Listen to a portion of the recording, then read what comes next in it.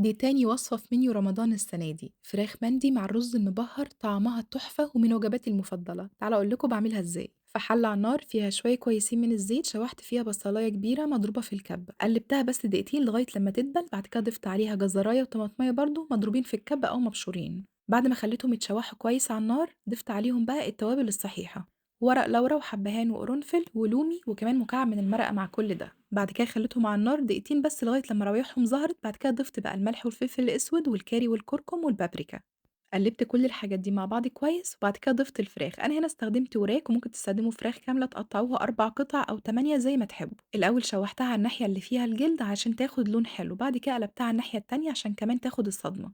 بعد كده ضفت عليها المية المغلية ومش عايزاها تكون كتير، أنا مش بسلقها، أنا بس بسويها في شوية من المية يدوب بس تغطي الفراخ.